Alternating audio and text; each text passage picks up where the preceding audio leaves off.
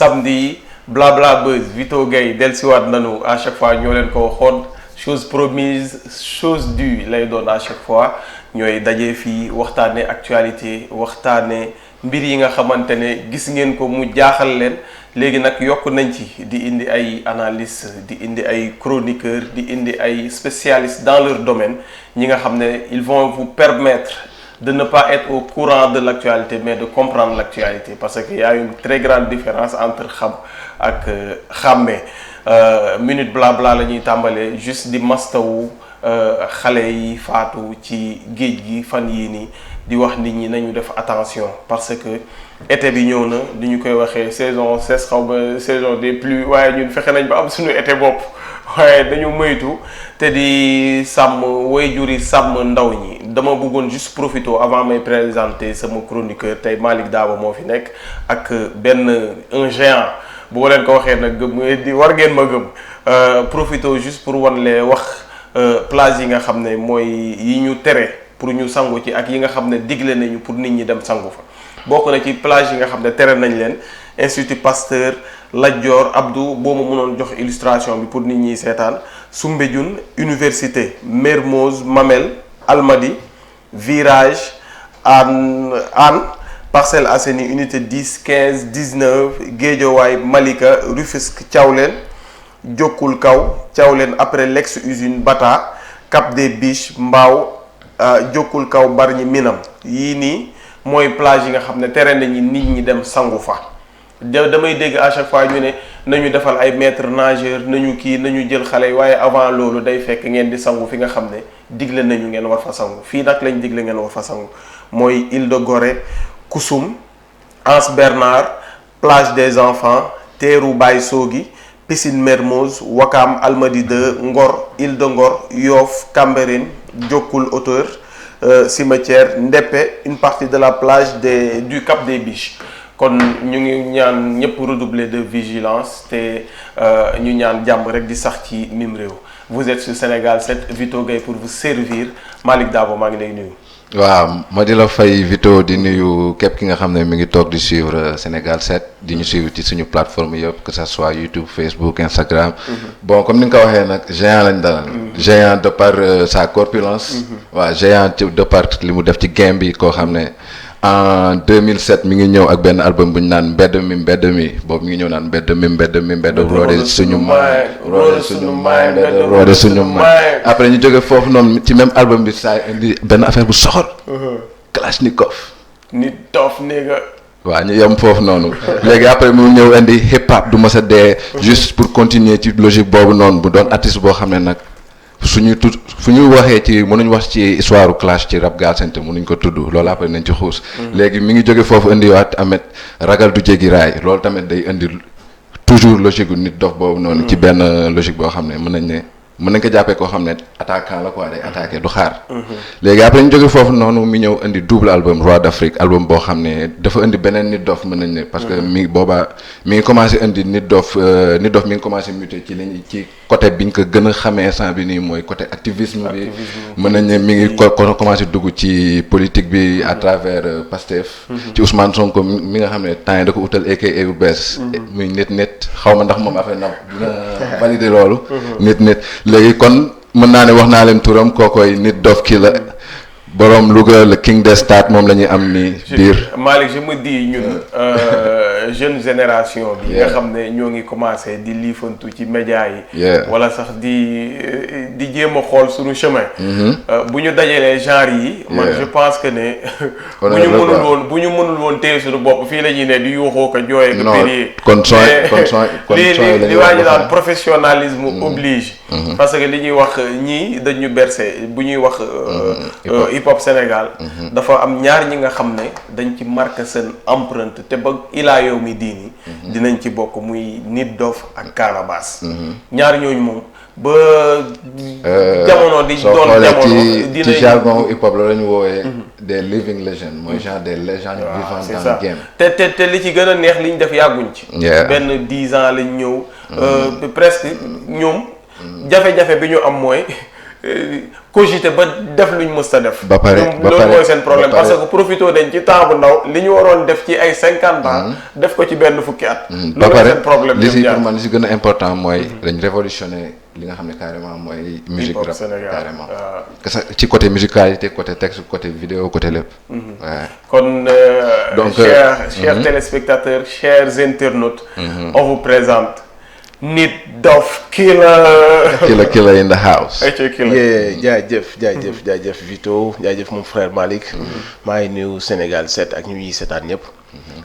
di kontaan ñëw fii. def ak yéen échange bii nii. et di kontaan ci présentation bi aussi. ça fait plaisir.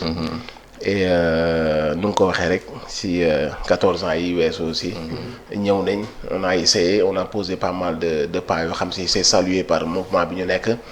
et comme ni ko Vito waxee aussi c'est au-delà de ça suñu engagement aussi citoyen en tout cas patriotique. comme ni nga ko waxee aussi Malick. dafa jël plus nañ ko gën a accentuer. ci at yu mujj yi nii. donc c'est une suite logique aussi de képp ku doon suivre Nit Doff depuis 2007. avec tous les combats yi fi jaar. après tey jii nii ñu bëri dinañ mën a comprendre le pourquoi de. peut-être plus ñuy dem plus yaay benn activisme en tout cas wala benn engagement bu jël plus parfois sax le dessus sur l'artiste et puis voilà quoi donc nu ngeen ko présenter ça fait plaisir te noonu la demee quoi ça fait plaisir ñun tamit toog yow plateau mais casquette yi nga wax bokk na ci casquette analyste analyste bi nga xam ne actualité boo dégloo Nit Doff mu décortiquer actualité di nga ci jëlee yu bëri loolu nag moo tax bi ñu ko tegee fii comme blabla buzz tam concept bi loolu la waxtaanee actualité avant ñuy ñëw ci vie artiste bi nga xam ne dina leen intéressé on va commencer par l'actualité te mënuñoo wax actualité te tudduñu capitaine Touré capitaine Touré ñu jékki-jékki ñu ne dañu ko radier ni ñu ko waxee ñoom radier des cadres de la gendarmerie te capitaine Touré ñu tapi capitaine Touré ñu nemmeeku ko woon ci problème yi ñu amoon côté 8 mars bi affaire Ousmane Sonko Adji Sarr ñu ñëw mu génn def sortie ba dem Touba def beneen sortie seetaan ñëpp seetaan ko ñu jékki-jékki démb ñu ne on a radié capitaine Touré boobu noonu Nit Doff sa analyse ak sa gis-gis ak sa gis-gis ci actualité bi waaw lu ma njëkk a def sax mooy damay saluer honneur bi moom ak respect bi moom de notre drapeau parce qu'il avait prêté serment et là il a donné benn leçon bu mag a mag pour génération bi ak génération yu war a ñëw mooy il faut garder son honneur quand tu jures de ne damay def sama liggéey garder sama honneur respecter sama drapeau devant les faits établis foofu lañ koy xamee et c'est quelqu'un boo xamante si nii fu mu nekkoon yépp dañ ko doon tàccu ndax xarañ bu mu xarañoon donc lu may njëkk a def rek mooy face à une situation il pouvait trahir ses convictions son honneur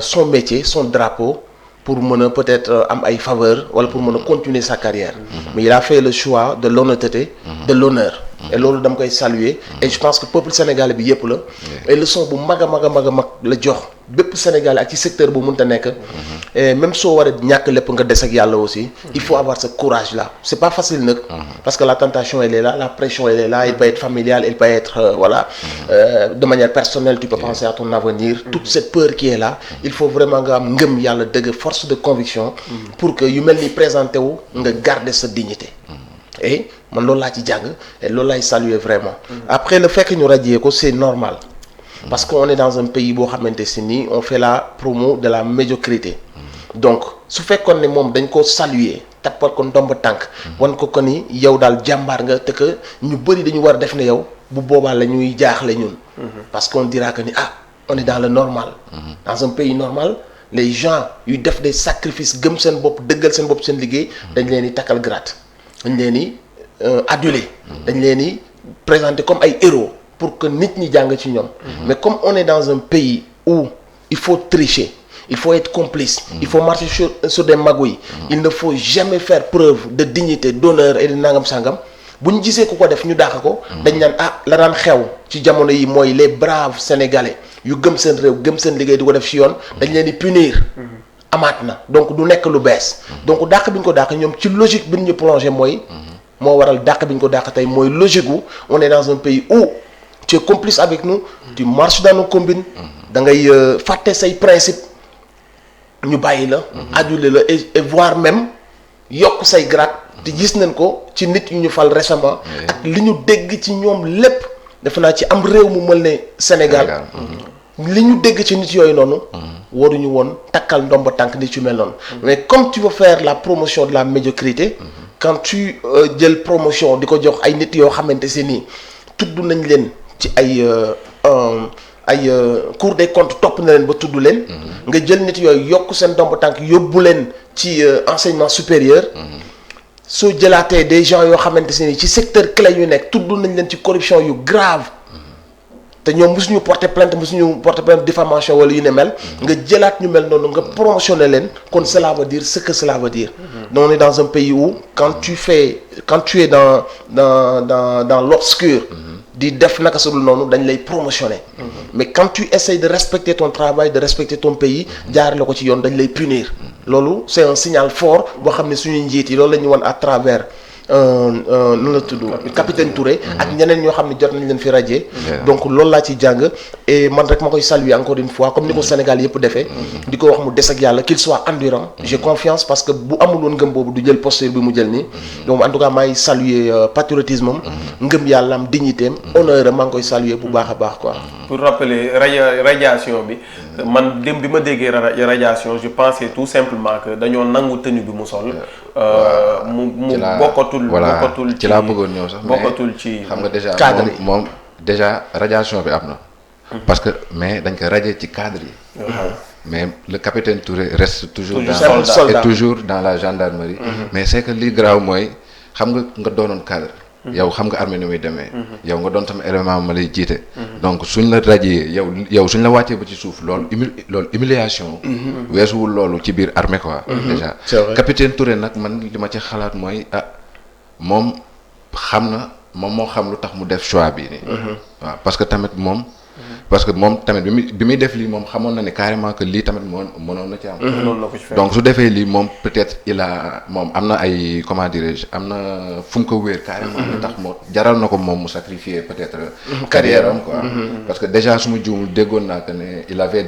dafa démissionné woon xaw ma nu mu mujjee nag waaw ba après ma dégg ci ay radiation ak affaire yooyu mais en tout cas c'est un choix boo xam ne moom def na ko te pour man nit suy def genre choix yi am na fenn foo xam ne carrément jàpp na ne c'est normal wala c'est fenn foo xam ne c'est légitime lu légitime moo tax mu def ko donc man loolu laa am loo xam ne peut-être lu ma ci wax parce que man xaw ma carrément le fond du dossier lu tax capitaine Touré def loolu mais su fekkee da ko def pour sauver gendarmerie pour man il a bien agi waaw après nag radiation yi loolu da ciy topp bii moom actualité bi nga xamante ne yaakaar naa ne c'est pas aujourd'hui la dernière fois qu'on va en parler dinañ ci waxaat inshallah parce que d'après ce qu'on m'a expliqué dañu ne léegi dañ ko yóbbu ci grade simple soldat la te bu demut liggéey yi mën nañ ko topp encore pour abandon de poste te buñ ko toppee ci abandon de poste boobu tamit yeneen affaire mën na ko cee dal léegi moo nekk ñu ne humiliation lay doon wala peut-être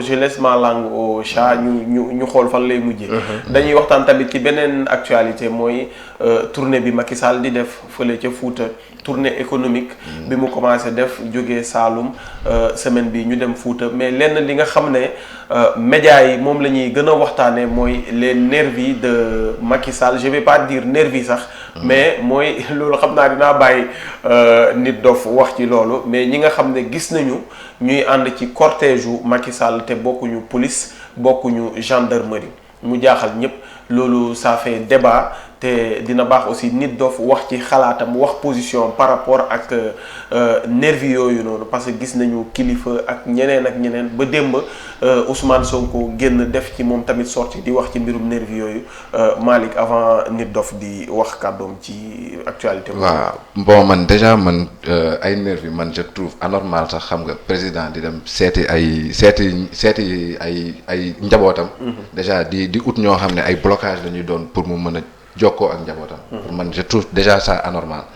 te c'est très dangereux aussi en plus affaire bi ñu bàyyi nii muy continuer parce que Macky Sall su naree dafa su fekkee Macky Sall dafa ñëw ànd ak ay nervi peut-être Ousmane Sonko wala keneen ñëw di ànd ak ay nervi après fan lañ jëm là tamit c'est une question donc affaire de nervi yi pour man déjà ça doit être déjà dañ ko war a dindi à la base quoi déjà mu commencé fu mu war a commencé nag mooy ci ñi nga xam ne ñoo jiite pour man ñi nga sooy jiite nag da ngay bone na bon exemple parce que vidéo yi ñëpp gis nañ ko ñëpp gis nañ fi ay nervi yoo xam ne dañ jàpp ay honnête sénégalais jàpp leen di leen dóor ñu ngi jóge ci yenn événement yoo xam ne waa ñaanuñu yàlla dellu ci mais tamit suñu gisaatee même genre scène yi di reproduire ak peut-être mën nañ ne même genre personnes yi parce que nervi yi doon def loolu peut-être même nervi yi lañu recruté waat ñuy def lii donc man affaire de nervi yi man pour man waruñ toogati ci télé di gis ay nervi yi di ànd ak président man c'est ça ma position. nit dof. waaw man moom damay toppaat rek ci ni ko sénégalais yëpp xamee en tout cas nit ñi nga xamante si ni garder nañ seen patriotisme seen gëm seen réew seen bëgg jàmm seen ragal yàlla aussi parce que aussi tu sais que ni même au mois de mars bi ñu reyee suñu 13 frères am ñoo xam ni waxuñu ci am ñoo xam ni ñaawlu wuñ ko am ñoo xam ni partagé wuñ ko parce que dañ doon ragal kan yi day am ñu muy désavantagé moo lay won rek degré de soxor wala degré de parparloo bi am ci réew mi parce que tey def naa que ni même soo faree ak nit su nit kooku defee yenn ñaawteef yi war nga mën ka ni là c'est trop ànduma ci et gis nañ que ni sax bi ñu amee 13 morts y a des gens yoo xamante si ni mën nañoo wax ci lépp am na médias yoo xam ne mën nañoo wax ci lépp c'est comme si on devait passer sous silence l'histoire des nervis am na ay médias yoo xam ne ba léegi ni abordé wuñ ko am na médias yoo xam ne ba léegi ni pour ñu wax ci 13 morts yi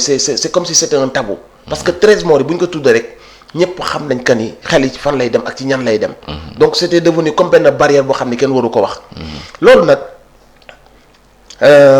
def naa que ni ñaar rek ñoo mën a am dëgg ak fen ça ne sert à rien de faire semblant on a un président boo xamante si ni dafa trahir son peuple trahir son discours trahir ses promesses parce que ñun ak moom ñoo bokkoon 2012 terrain bi am na bakkan yu bëri yu rot pour que mu nekk président au Sénégalais yi Sénégal nag réew la boo xamante si nii c'est l'excellence c'est l'élite par rapport ak ñun suñu histoire ak mag ñi ñu yàlla may ak cohésion sociale bi fi am déggoo bi entre kal yi entre tarixa yu demee noonu c'est à préserver ay intellectuels ñoo fi yàgg am ci côté yépp nag kon tey jii bu ñu demee ba am ab président buy recruter ci réew moo xam ne ñu ngi jooy insécurité ci domaine yépp enlever ay nit mu ngi fiy bari rey ay nit mu ngi fiy bari capital bi ñemewoo génn nit ñaa ngi yor seen scooter ñu nekk ci benn tension bu kenn xamul si on a un président bu waroon assurer la sécurité des Sénégalais mu génn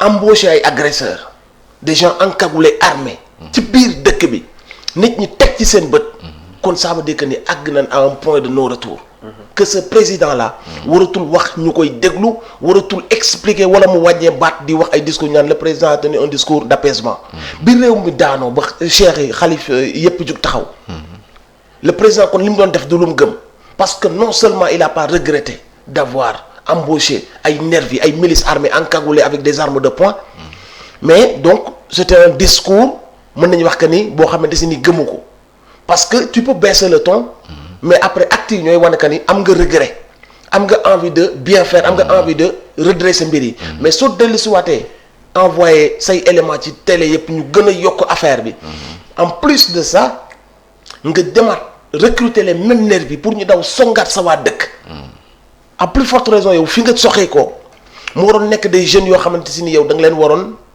déglu yërëm leen am ci ñoom yërmande am ci ñoom compassion xam que ni lii ñuy kaas nii ak di ko bëgg di la ko wax ce n'est pas pour te manquer de respect mais dañ laa war a wax li doxul ak li ñu d'accordul bu ñu demee ci réew moo xamante si nag nit yi bu ñu jugee pour wax li leen metti ak li doxul seen dëkk dañ leen di yebal ay agresseurs ñu leen di jàpp di leen fekk ci biir kër yi di leen dóor ay coup de poing ponkal bu entraîné fekk un jeune étudiant wala un jeune écolier booy bu ndaw nga di tëll ci mâchoire bi mu daanu kaneen ñëw padd kaneen ñëw weex kon Macky Sall mu ngi rusloo le drapeau du Sénégal Macky Sall kon respecté wul xalif yi toog di seetaan télé yi ak xalif yi jot ci information bi parce que xewul benn dëkk bu dul suñu dëkk tout le monde voit ce qui est en train de se passer on a vu Mame Mbaye Niang bu taxaw di ko wutal ay lay ñun suñu police ak suñu gendarmerie dañoo wàccee seen niveau jaxase leen ak askan bi tout le monde doute maintenant de la gendarmerie tout le monde doute des policiers on ne sait même plus que dañoo recevoir ay ordres yu leen ligoté lié seen ay mains ou ils sont complices de ces gens là d'où viennent ces ordres kan moo leen wax bàyyi leen ces gens encagoulés avec seen ay gourdins ñi avec seen ay cagoule ak say armes qui les a donné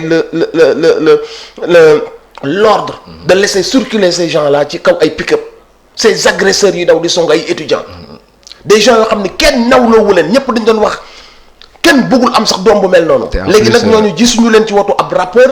gangster gisuñu leen ci watu ab mbër ci watu président de la république lañ leen gis. c'est lui qui est censé instaurer la sécurité dans ce pays moom leen gis mu recruter ay agresseurs ay voyous encagoulés yuy dem di dóor askanam. donc ku ko waxul dëgg kuy dem di wuti ay excuses keneen ku liirul la carte de la violence du non respect bi Macky Sall am ci Sénégal yi xëy na da ngaa bëgg par parlo wala nga bëgg a def yëfu hypocrite y a pas autre explication bu ñu mën a dem man mii qui est de la rue war naa rus ci Sénégal yi man embauché samay copains yor ay yat même si je suis un gars de la rue war naa koo rus par rapport ak man respect bi mam Sénégalais ak jeunesse si bët bi ñu may xoolee en plus forte raison le président de tous les Sénégalais. bu ñu doon xaar ci yow yërmande xaar ci yow ay résultats xaar ci yow ay hôpitaux yu baax. xaar ci yow booy di jaar ci géej gi nga trouver une solution xaar ci yow l'insécurité xaar ci yow nangam ak nangam ak sangam. xaaru woon ci yow nga recruter. des gros bras yuy dem di dóor ay xale yu ndaw. mais que risque le pays bu dee dañoo dem léegi ba ku ne wala bu dee ni ko Malick waxee sànq.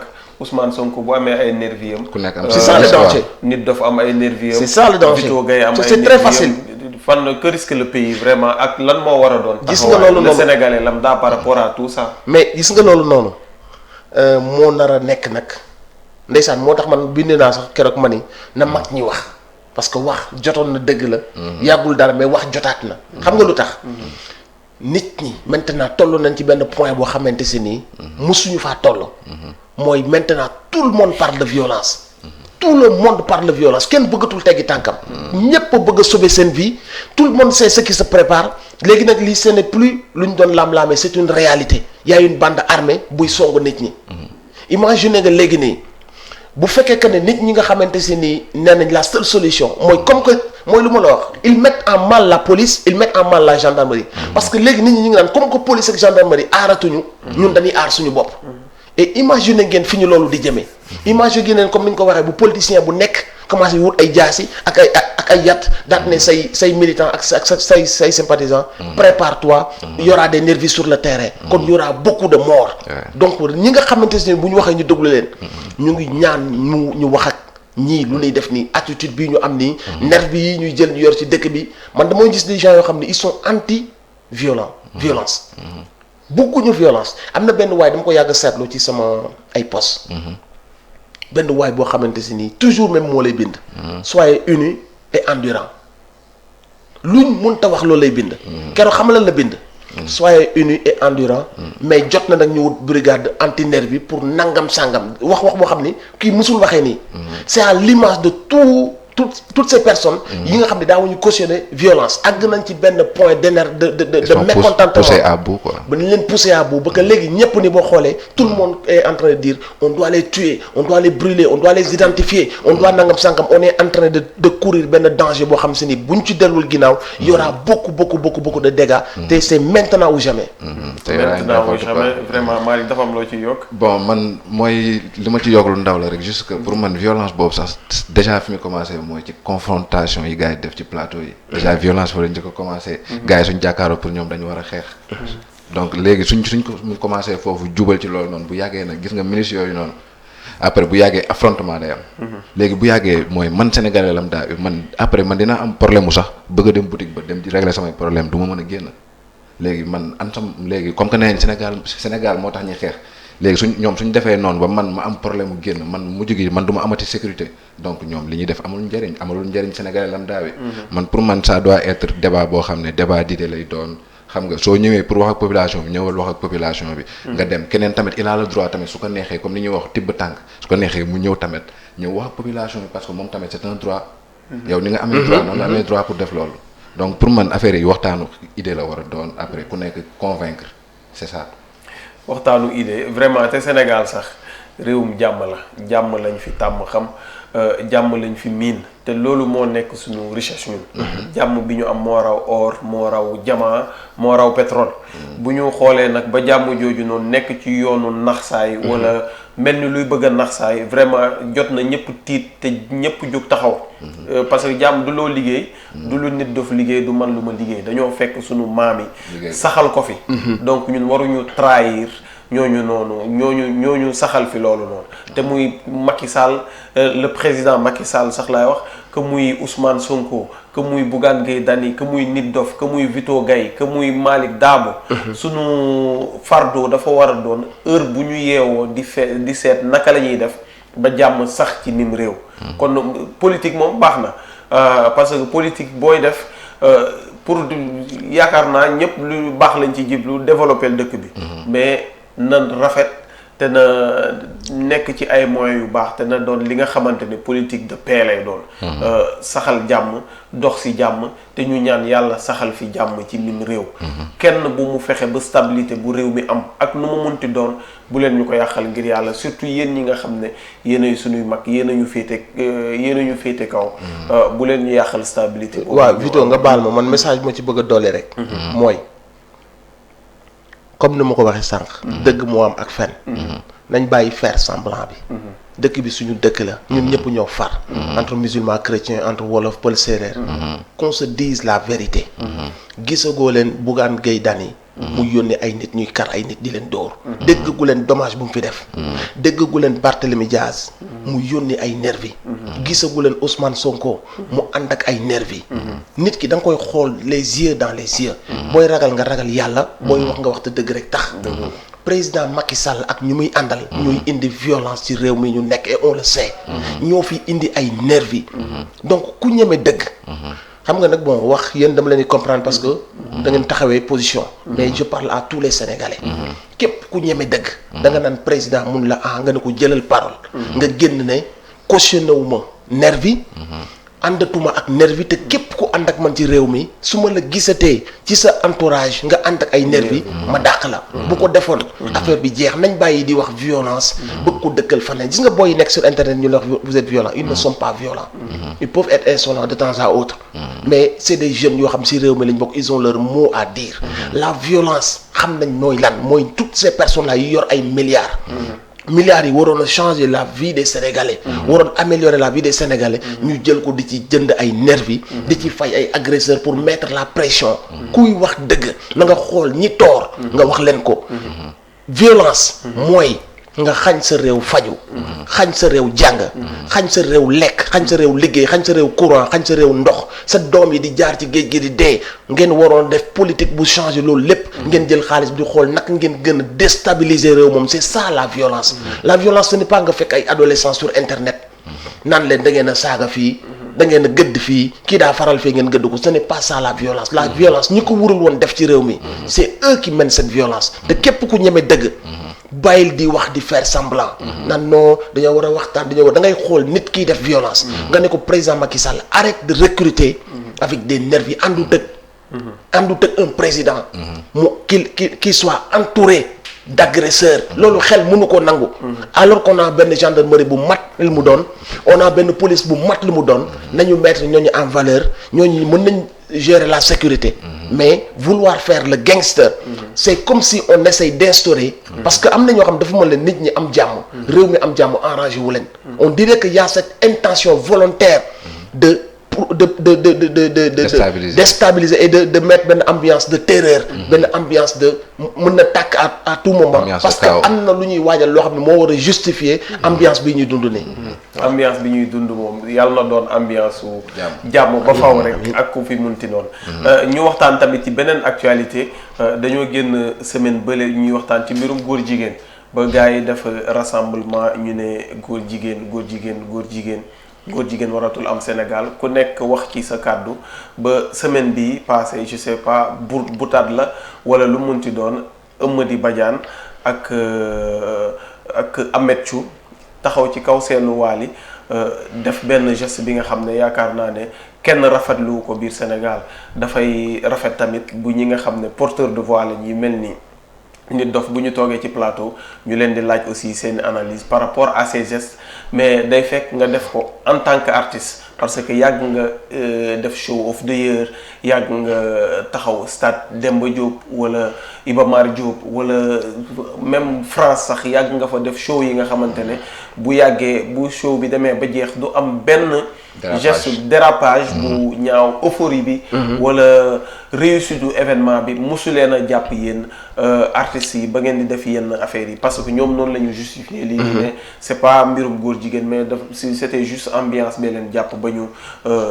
tarxiis def yéen yi nit dof waaw non xam nga artiste moom sur scène surtout ñun rappeurs yi mën ngaa tàngoor sax ba fëgg nit arrêt you know loolu mën naa mën nga tàng sax ba fëgg nit arrêt wala nga naaw ci public bi wala nga sànni sa micro tout day dépendre yow ci état d'esprit bi nga nekk mais y a de ces choses mënul nekk c'est impossible tu comprends ce que je veux dire y a de ces choses mënul nekk quel que soit euphorie ak spectacle bi ngeen bëgg a donner y a de ces choses c'est impossible à faire pour un homme donc après man j'ai vu Ameth Thiou mu def interview et j'ai apprécié le fait que mu jël wax que ni complètement mu leer ci bopp nit ñi que ni xamul luy góor jigéen doxu ci àndut ak lobby bugg ko buggul fu mu nekk ak fañ koy defee ak loolu yëpp bugg ko je salue nit bu xasee ba wax da ngay basé wu ci li mu wax loolu mu wax man gëm naa ko te je trouve que c'est courageux et leer na quoi li mu wax xam nga am na ko ñuy wax di bàyyi ambiguïté wala yu mel noonu moom li mu wax leer na kenn mënu koo jiiñ affaire wu da nga ànd ak lobby bu la ko def le jour boobu y avait un message à passer il l'a démenti publiquement donc man je me tiens à ça léegi sur le fait mënul expliquer lu dugg sama bopp ci wàllu spectacle la woon yàgg nañ ko def yàgg nañ bëggal sénégalais yi góor ak góor seen ñaari lèvres yi du laalante ci àdduna comprendre nga fi ma ne man boo may wat sax am na nooy téye sama yii nii yooyu xamoon mais sama yaram bi day daw. li nga waxante dëgg. donc Ameth je le respecte. Amady je le respecte. mais ci jamono ji ñu toll nii dafa am lu bëri loo xam ne gars yi dañ ko war a moytu ak sa yaram lu mu tàng surtout. ci jamono ji ñu toll ak ci ambiance bi ak ci mbir yoo xam ne am nañ ay antécédents. donc ñoom seen jëmmi bopp.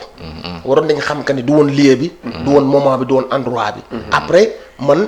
bi ma condamné loolu ba pare damay baisser sama garde parce que déglu naa Ameth te lu mu wax gëm naa ko. donc man du ma nekk ne coûte que coûte rek dañu war a dagg bopp bi man je ne suis pas comme ça. les histoires de góor jigéen la dañ ciy war a tey. ñu def du n'importe quoi. mënuñu gën a nekk royal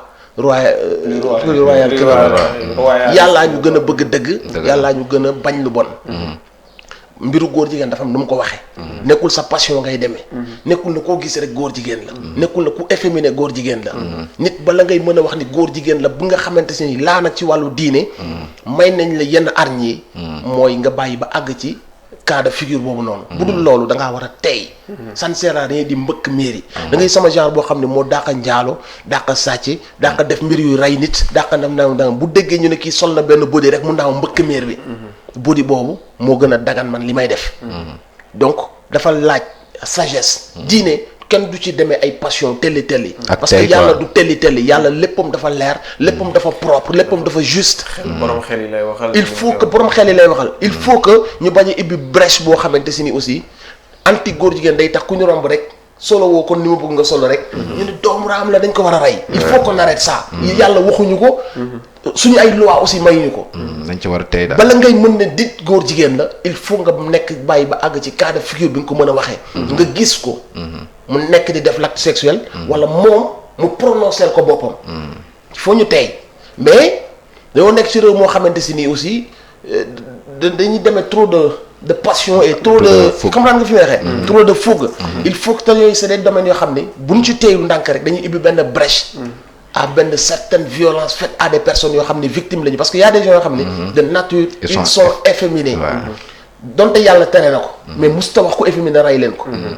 xam nga fi may sax yàlla nee na góor buy wax. ñu dëgëral baatam ba ñu xam ne góor la. buy dox na njaab waxul sax na dox mu njaab ñëpp xam ne kii góor la. donc xam nga yàlla tere na góor buy def ay manières yu yambar yooyu noonu. mais def ay manières yu efféminées cela ne veut pas dire que ni tu passes à l'acte sexuel. Et pour qu'on puisse dire qu'un homme est un homosexuel, moi quelqu'un qui passe à l'acte contre nature. Donc il faut nga tey ci bagages yi. donc ñun nag bu ñu deful ndànk nii ñu jógee nii rek ci affaire góor jigéen dinañ ci def ay erreurs yu mag a mag yoo xamante si nii dans les années qui vont venir dana bëri ay dégâts yu bëri yu ci am. lañ ko war a condamner ba suñu dernière énergie mais avec intelligence tout en nous fixant ci li ñu texte yi may. Quand on parle de texte on parle du Coran. On ne peut pas aller au-delà de li ñu texte yi may. kon lañ dañ leen war a taal kon di defal ndànk kan nga war a taal yow déjà dañ laa war a taal. yow da ngay njaalu da ngay sàcc da ngay def yu gërëm xam fi nga est-ce que ñi ñu war a taal dañoo bari donc da nga diine dafa laaj un peu de sagesse. un peu de dal jàmm bul pelli yàlla la gën ëpp doole te du pelli defal ndànk. donc loolu noonu boo nekkee jullit da nga ko war a condamner.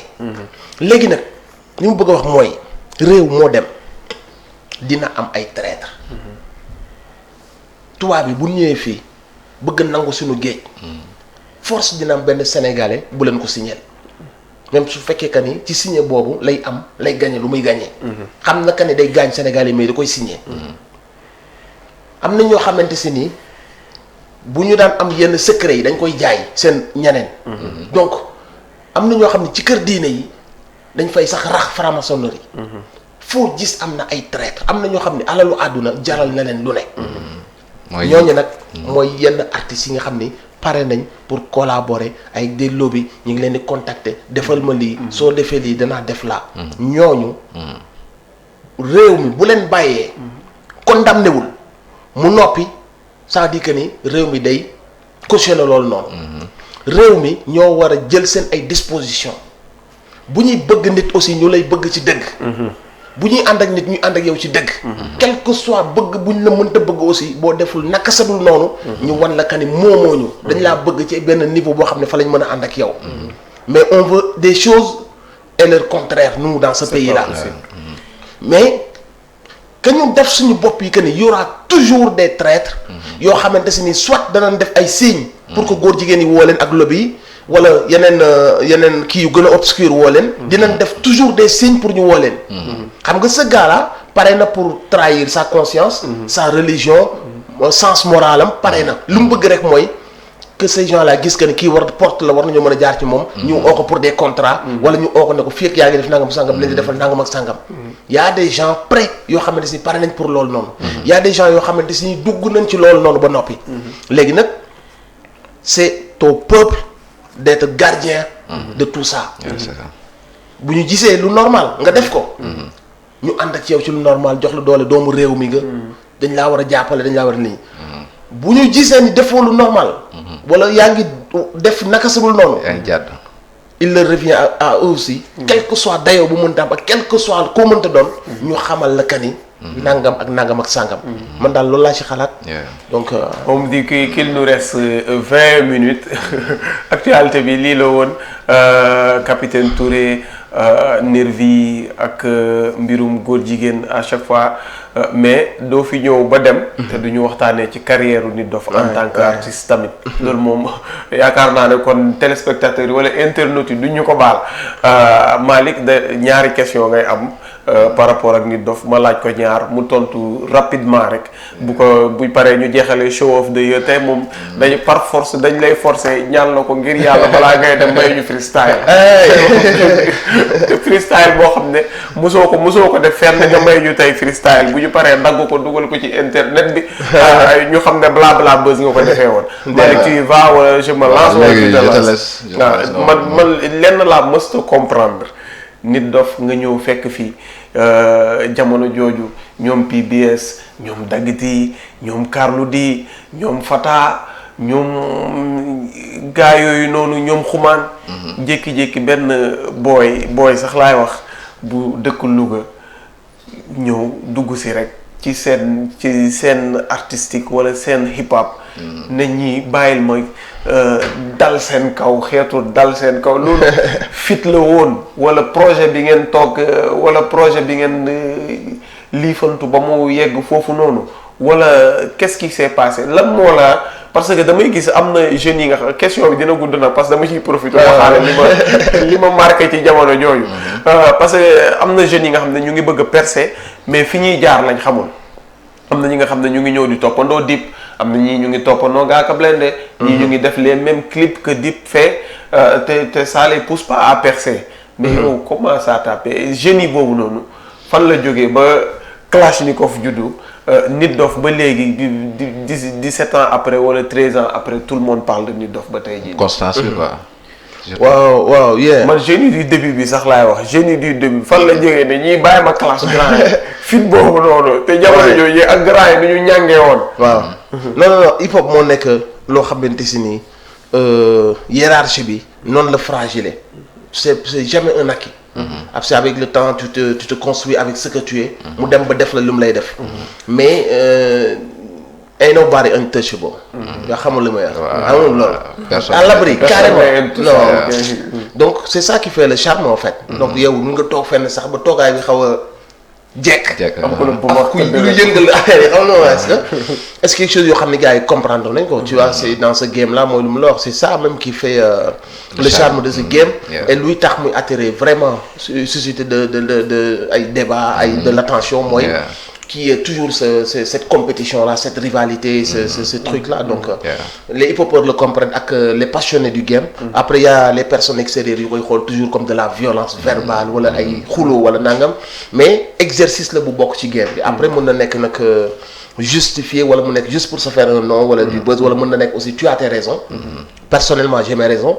Lu may def Kalashnikov c'était ça. Lu hip hop bi dafa commencé woon jël beneen tournure sexuelle fifi xaata roof ko geen wala Sambay Mbayaan ay affaires yu demee noonu amul woon ci game bi. Donc je me suis dit que ni du woon lii lañ xamee woon Rap Galsen et que buñ ko arrêté wul dana ubbi beneen brèche boo xamante ne nii Rap Galsen day yàqu par rapport ak les rappeurs à texte. Les textes profonds, l'engagement bi ñu xamoon ak yu demee noonu. Les champagnes qui sortaient dans les vidéos si jigéen ñi commencé woon simi je me suis dit que ni c'est maintenant qu'il faut le faire comprendre nga. comme bu ñu ñëwee ba jamono ji 2021 léegi Fata et tout ça y avait les après ñu laaj leen ñu ne whisky bi nu mu tudd champagne bi bisaab lañ def si biir donc yow yaa ngi pousse booy pour ñu dem jële ji ay champagne kañ lañ xam ne bisaab ba nekk ci biir donc il faisait un peu la promotion de tout ça parce que il le voyait ci film Kaane wala film yenn suñu dëkk pays voisins africains yi nga xam si ñoom seen culture may na leen loolu donc nous on a dénoncé ça donc on n'a jamais fait un clash boo xam ni on voulait faire noonu parce que album mbedd bi boo ci génne woon Kalashnikov ça reste un chef-d'œuvre donc du woon question wu bëgg a siiw wala dara on a fait un très bon album mais lii c'était suñu ay principes yoo xamante si gëm nañu dañ ko waroon dénoncer et quand on l'a fait sur un clash mbedd bi ils ont compris ça rapidement donc qu'est-ce que ça te fait rapidement comme nga ne loolu ngeen doon xeex jamono ji bi ngeen gisee la ngeen doon xeex ba tax ngeen mun koo aar jamono ji ngeen ñëw ba jamono ji ça fait le boom carrément ku deful loolu sax doo nekk ba yéen boo leen ci waxee ñu ne da nga soxla dafa lii dafa la bien sûr man moom kon di ko wax 14 ans après xëy na ko xamul lu may kan la rek mooy ñëw nga ni gaañ bi dafa soxla mais je ne changerai jamais de discours ni de combat contre ce que fait la jeune génération non y a beaucoup de bien comme ni ma la ko waxee bi ñuy doog a ñëw mais tu peux pas mener tous les combats. Après tu restes sur ta constance bu ñu la laajee nga wax ci sa xalaat. mais man mes combats se sont dirigés ailleurs. des choses beaucoup plus même si su fekkee lii xam nga fi may xees que mais quand je devais mener le combat de manière vraiment xam nga hardcore je l'ai fait. Et puis voilà quoi jëloon na amoon na résultat bu mag parce que depuis période boobu lañ ngay gis. période boobu noonu ay champagne ci ay vidéo summi ay jigéen y a eu une génération bu ñëw daal di indi lyrics thème ay affaires yu beew ay affaires yu fresh même ñoom bass bi ñuy ñëwee indi un autre truc ils ont montré aux gens que mën nga fresh mën nga pop mën nga chill mën nga kii mais raxuñu ci ay affaires quoi comprendre nga te c'était des textes yu engagés yuy motivé booy yi comprendre nga fi waxee donc y a eu cette génération bu conservé affaire boobu noonu et on sait que ñun joué nañ ci rôle bu am solo tu vois après comme ni ma la ko waxee rek mbir moo gis day am ay traîtres y a des gens yoo xam ne pare nañ pour woo Satan wala def ay code Satan wala def ay code franc-maçon wala ay code Illuminati wala li xew ci àdduna bi pour qu'on te remarque am ñoo xam ne bokkuñu sax ci yooyu noonu mais dañuy utiliser loolu noonu pour se faire un nom pour ñu wax ci ñoom et je trouve ça très lâche parce que yaa ngi banaliser des choses très graves dans le seul but d'attirer l'attention et tu le fais gratuitement aussi tu le fais gratuitement bon après ça va te payer parce que mooy tu attires l'attention on parle de toi tu y gagnes mais tu as utilisé quelle force pour gagner tu as utilisé les forces sataniques tu as banalisé des choses tellement graves pour que nit ñi mën a tourner le dos après mooy lu ma wax rek question de ngëm-ngëm la de principe de degré d'engagement de degré de conscience il y a des gens yoo xam si quand les billets quand il y a l'approche des billets ils sont prêts à tout faire donc mooy comme exemple ma doon joxe ci affaire góor jigéen ñi rek quoi il y a des gens tey ci hip hop bi seen ay signes franc-maçon yi wala Illuminati yi wala whatever secte bu mu mënta doon bu mu ñëwoon ci hip hop xam nañ yan porte la ñu war a jaar. question de choix la. question d'engagement la ou autre mais c'est vrai que de nos temps ça commence à se faire. de préparer ces deux questions rapidement benn 5 minutes laa leen di may yéen ñaar. mais dama bëgg ñu jógee ci Nit Doff rappeur ñu dem ba ci yàgg ñu gis Nit Doff activiste. te gis nañu. peut-être seen hip hop bi sax yéen tàmm ngeen yooyu peut-être ci seen carrière mais gis nañ ni boo dee activisme ak Afrique wala sax jamono ji boo jegewul buur naka la sa dund di méttee quoi léegi sa activisme yan buntu la tëjal carrément nga dem war a def affaire mu leer na la ne boo engagé wul woon buntu bi dina ubbeeku pour man te buntu très bien mooy yëpp mooy yi waroon niinal sama ceeb yëpp mooy yi waroon ñëw sponsor yi waroon ñëw accompagner concert yi gën a mag maa koy def stade yi tey bu ko nit ñi ñemee c'est parce que Nit Doff dafa xàll yoon bi teg ko tegaat ko ba gëmloo ñëpp que ne les stades c'est possible de les faire daaw ko yemale Dakar da koy yóbbu ci région yëpp ba léegi mu koy commencé ko yóbbu à l'extérieur donc kenn gënul yeyoo ñëw push indi sa image que Nit Doff mais mooy lu ma la engagement moo ma xañ yooyu noonu engagement moo tax tey jii lépp lu ñuy programme mu am cachet doo ci dégg tur Nit Doff et puis tout ça toutes ces choses là amuñu accès ci dara lépp ñun à l'arrache lañ koy defee dans la rue ak suñuy moyens. est-ce que loolu tamit yaa ngi ne su ma yëgoon ne vraiment du ma ci dugg. mais xam nga merci de me poser cette question. Et c'est tout à fait loolu mooy sens mbir bi yépp quoi mooy base bi.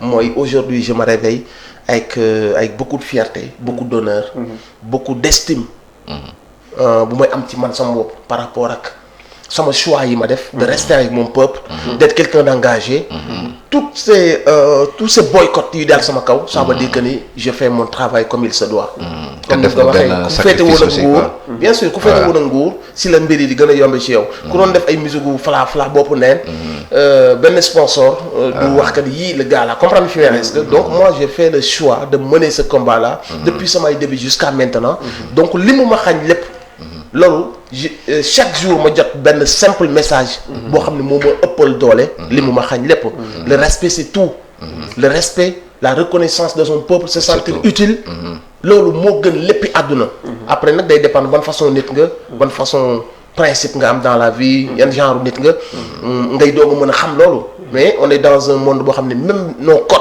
sont en train d'être transformés par des nit yoo xam ni c'est nii duñu ay nitu valeur ñooy dem ba le respect fayul facture et y a pas plus grave pour yàq ab askan pour dindi dignité ci ñoom pour dindi principe ci ñoom nga gëmloo leen que ni respect fayul facture ça veut dire que ni vendez vos fesses même si vous voulez mais touchez les billets comprendre nga donc ça commence à des mots yu mel noonu muy commencé di germer ci hip hop boo xam ne base bi respect la woon reconnaissance la woon se sentir utile mener des combats pour son peuple loolu moo nekkoon base bi ñun suñu hip hop et man ci loolu laa nekk toujours et pas de regret non satisfaction totale taf bon taf léegi kii la yow instant bi nii yaa ngi waajal mën nañ ne yaa ngi waajal show of the year bi en tant que King des Stars loolu moom kenn waxatu ko quoi léegi justement instant bi nii après Beast 1 lan lañ mën a xaar quoi gis nañ projet boo xam ne soxor na carrément gis nañ ne xam nga won nga booy carrément que li ngeen def daa xool leen ma ko juste que xam nga voilà parce que je vais dire parce que da ngay jël sama produit dans son ensemble man dama ko déglu jël produit yeneen ñoom ñëpp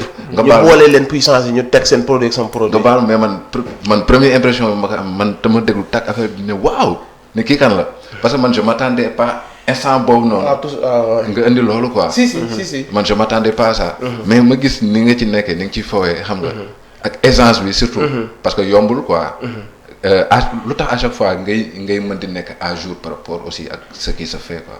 parce que je suis pas aussi arrivé là par accident c'est pas une histoire d'internet et de vues et de buzz. c'est man dama ko tarbiyu may nekk booy ba léegi maa ngi ci su ma mënul def loolu ça veut dire que y a un problème.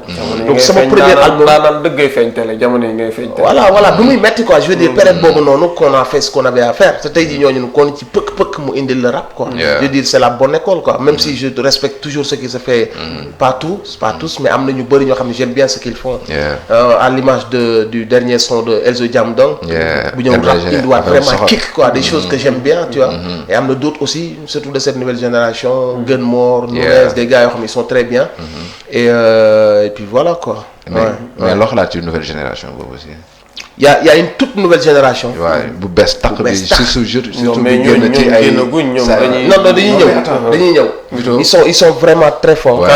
Quand on parle de nouvelle génération, on parle de xam na boy may wax si mooy juste boy yi génn aussi One Lyrical ñooy génération bi fi nekk. Samba Posé peut-être booy ñu bees yi si Samba Posé lañ commencé. ñooy génération bi fi nekk mais moom bu may wax mooy boy yi génn ci sayfa yu mujj yi nii yow loo gis ay éléments ils sont trop forts. ñooñu noonu daa mel ñoom la gën a jubal que bi nekk ci digg bi du juboo parce que ñooñu dañu commencé indi waat rap. dañu ne benn caf ko bu bees si game xam nga lu ma la wax même su fekkee génération bi aussi ñu ngi def ay dia mënoo enlever le truc à Omzo Dollar à Taïji China non c'est tous des bons rappeurs comprendre mais je te dis que y a une toute nouvelle génération qui est en train d'émerger et ñu ngi indi waat un truc man bu ma neex trop si rap non xam nga bu baax ñi may wax ak ñi ngay wax et booy yu bëri ñoom booy esprit ñoom Cap yaa une génération de Talbi ñoom Mr Cash ñaari Akatsuki ñoom booy yooyu yëpp bëri na ay Pispa bëri na ay boy y a beaucoup de jeunes yuy ñëw sérieusement y a beaucoup de jeunes yuy ñëw mën nañ xaar Nit Doff produire ci nouvelle génération bien vrai que am instant yi am na ñooy produire quoi comme Case am na benn affaire bu mujjee yàggul moo ak Mami Cruz mais mën nañ xaar Nit Doff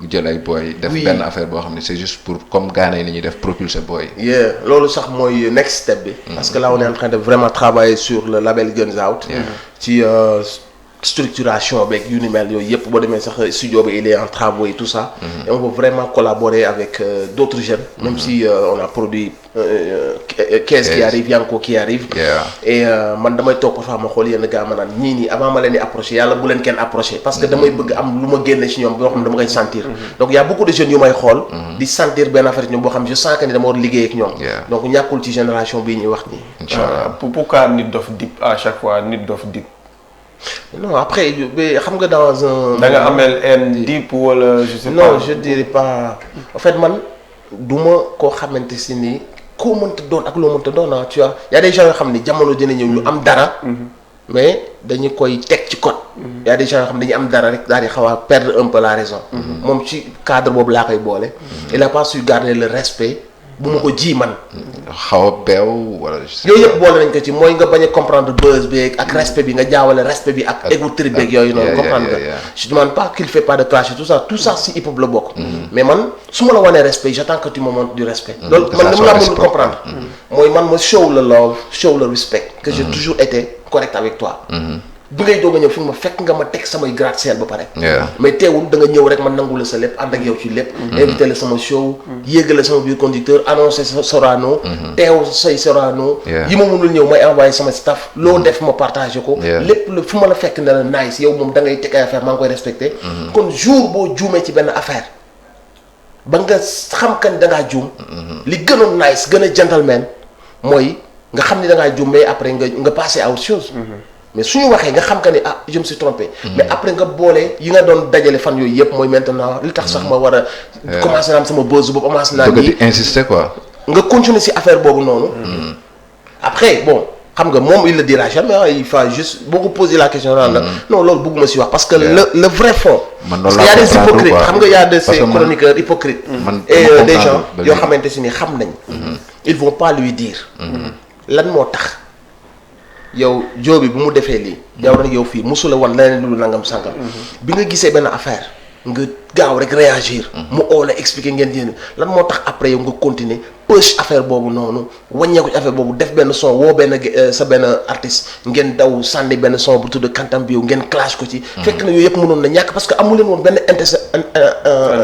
antécédent bu bizarre donc loolu noonu bu ki la demee ba sentir aussi benn genre kii téye boppam wala léegi yow mu jàppale comme quoi que ni yow moom naar naayisatul pourquoi tu ne dis pas les gens que tout ça c'est justifié dafa am fu mu jugee ak fu mu tegee mais tu verras toujours des gens qui vont dire qui vont faire semblant d'ignorer épisode boobu yëpp je l'ai expliqué milliards de fois et c'est comme si mënul nekk lii te ñoom seen biir bopp ak moom ci biir boppam xam na que ni c'est ça la raison donc man je peux pas changer de version su ma sañoon pour bëgg lu ko neex wala ñu neex nee ni ma changer la version de l'histoire mais je peux pas bu ma poser question milliards de fois sama biir ba mel je te répète la même chose parce que c'est ça la vérité tu répètes la même chose Nit Doff projet yi en 1 minute projet Nit Doff oui y a Il y a Chauve de bi gën a récent à Louga bu ñuy def. ci stade Albouri Ndiaye le 24 juillet.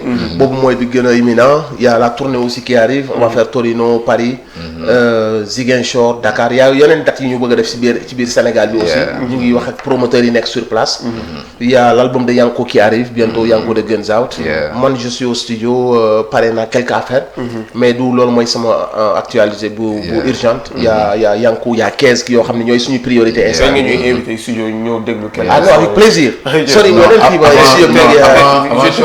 Malick jàppale ma je demande juste kii Ousmane Sonko. yow nga nekkal fi peuple bi yëpp est-ce que affiché ne Ousmane Sonko nga àndal. c'est normal c'est quelque chose de normal. pour man loolu peuple bi.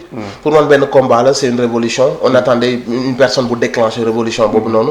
une personne bu déclencher ñun li ñu doon wax ci suñu texte yi. doon ko bëgg ci leader. ay leaders africains. on voulait ça. on l'a eu on doit appuyer ça. man pour man c'est une suite logique de tout ce qu'on a toujours dit. te sax benn vidéo mënoo def rap te doo jël position. parce que kon mënoo def rap te doo jël position. soit nit dof freestyle. freestyle. Yeah, let's get it. Yo, killer, mic check, freestyle. jàkkaarloog sama benn gaayan Vito. jox ma cër ma jox la cër. rek ñu kito. yaa ko tey. maa ngi nii toog ak Malick Dabo. yaa ko tey fexeel ma bañ la dóor ay kaabo. men yaa ko tey ki la mu ngi toog Sénégal 7 di la jox ay rim yu 7. yaa ko tey man sama flow dafa net. nit daf li muy jàng jëlewu ko ci internet. yow nigga pusal fële fekk nga dandu maag sa xeet. bokkuñu xeet. wala fekk dama la tànc ba ngay naacee. neen yaa ko tey ci kanamu may ki la mooy bàccee. ki la fu mu la fekk dalay daaneel te du xàccee. ki la bu xëccee maaj demal ne mbaxal bu muy ràccee. freestyle flow ma di la ko jox ngay jóge. Abdou yooyu ñuy def nii kon kii la Abdou Malick da nga may baal tàggoo bi yow. ba samedi incha allah ci la ba à la prochaine incha allah. incha allah avec plaisir. saa leen ko bëggee rek. maa émission bi neex na. grave. blabla buzz très très intéressant. Abdou may teg choc bu waa Régie ñoo may teg. te Abdou ancien rappeur la. te Abdou ancien rappeur kon dañuy continuer. kon on vous donne rendez-vous incha allah. man sax gis ngeen baat bi dee na mais à chaque fois yéen a ko jar yéen suñuy téléspectateurs. yéen suñuy internautes. on vous donne rendez-vous samedi incha allah di gërëm Malick Dabo bu baax a baax. tey jii suba laa ko wax il s'est préparé pour venir assister à l'émission grâce à toi Nit Dof donc on vous donne rendez-vous samedi bi di ñëw. Vito Gaye blabla buzz ciao bye bye ciao.